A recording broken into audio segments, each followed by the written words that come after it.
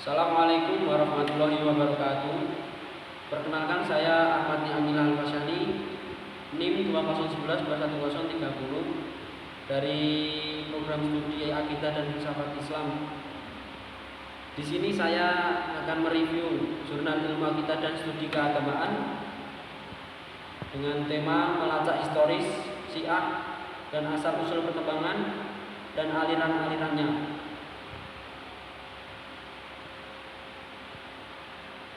Pengertian Syiah menurut bahasa berasal dari bahasa Arab sya'a yasyi'u syi'an, syi'atan yang berarti pendukung atau pembela, menjelaskan bahwa Syiah seseorang merupakan pengikut dan pendukungnya. Kelompok pendukung ini bisa terdiri dari 2 orang atau lebih, sebagaimana firman-Nya, wa inna min syai'atahu la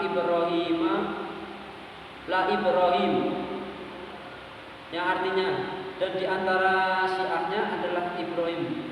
Quran surah Asy-Syafa'at ayat 83.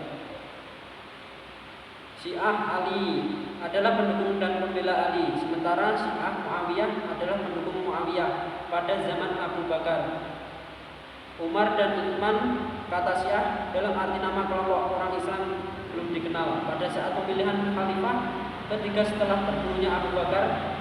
Ada yang mendukung Ali, namun setelah Umar, Islam memutuskan untuk memilih Utsman bin Affan. Maka orang-orang yang tadinya mendukung Ali akhirnya berbaiat kepada Utsman, termasuk Ali. Belum terbentuk secara faktual kelompok umat Islam bernama Syiah. Setelah mengalami perkembangan, Syiah kemudian menjadi mazhab politik yang pertama lahir dalam Islam setelah terjadinya tahkim tersebut. Setiap kali Ali berhubungan dengan masyarakat, mereka semakin mengagumi bakat-bakat kekuatan beragama dan ilmunya.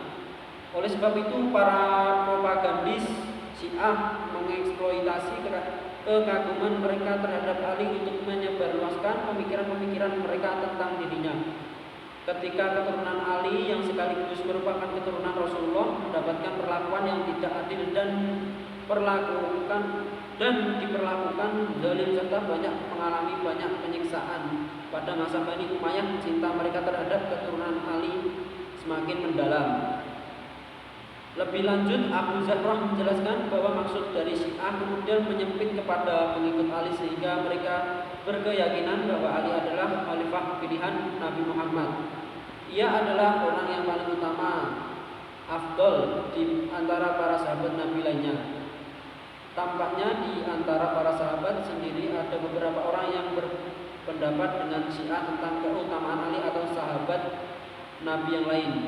Di antara sahabat yang mengutamakan Ali atas sahabat lainnya adalah Ammar bin Yasir, Al-Miqdad bin Al-Aswad, Abu Dzar Al-Ghifari, Salman Al-Farisi, Jabir bin Abdullah, Ubay bin Ka'ab, Hudzaifah, Buraidah, Abu Ayyub Al-Ansari, Sal ibnu Hanif, Utsman bin Hanif, Abu Hitsam ibnu Al-Taihan, Abu At-Tufail, Amr ibnu Wa'ilah, Al-Abbas ibnu Abdullah, Thalib dan anak-anaknya serta seluruh Bani Hashim. Asal usul kemunculan Syiah. Dari sejarahnya, ajaran Syiah berawal pada sebutan yang ditujukan kepada pengikut Ali yang merupakan pemimpin pertama Al-Bait pada masa hidup Nabi sendiri. Selama 23 tahun masa kenabian telah menimbulkan berbagai keadaan yang meniscayakan munculnya kelompok semacam kaum Syiah di antara para sahabat Nabi. Akar permasalahan umat Islam termasuk munculnya mazhab Syiah bermula dari perselisihan mereka terkait siapa yang paling layak menjadi pemimpin setelah Rasulullah.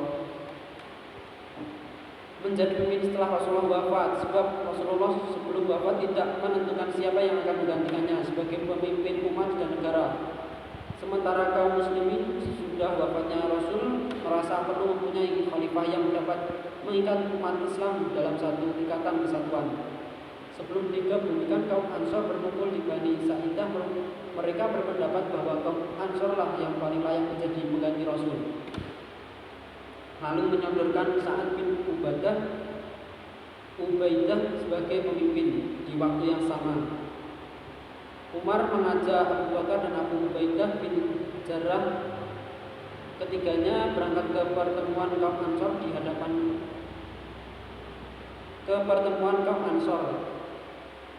Di hadapan kaum Ansor, Abu Bakar berpidato tentang keistimewaan kaum Ansor dan kaum Muhajirin. Di antaranya bangsa Arab tidak akan tunduk kecuali pada kaum Muhajirin. Bahkan Allah dalam Al-Quran mendahulukan kaum Muhajirin daripada kaum Ansor. Sesudah perdebatan persoalan pemimpin itu, kemudian secara aklamasi kedua belah pihak memilih Abu Bakar menjadi pemimpin mereka. Dengan demikian hilanglah perselisihan paham dan umat Islam kembali bersatu. Setelah Umar bin Khattab terbunuh, Utsman didapuk menjadi khalifah. Pada masa Utsman ini, Bani Umayyah mengambil manfaat untuk diri mereka sendiri. Utsman merasakan bahwa Bani Umayyah benar-benar ikhlas dan membantunya dengan Bani Umayyah. Masyarakat Muslim melihat Utsman menempuh jalan lain yang ditempuh dua khalifah sebelumnya. Muncullah ketidakpuasan atas kepemimpinan Utsman sehingga Utsman akhirnya terbunuh. Setelah itu Sayyidina Ali akhirnya dibaiat oleh sebagian besar kaum muslimin, termasuk mayoritas kaum muhajirin. Namun beberapa sahabat Nabi yang enggan baiat Ali, yaitu Zubair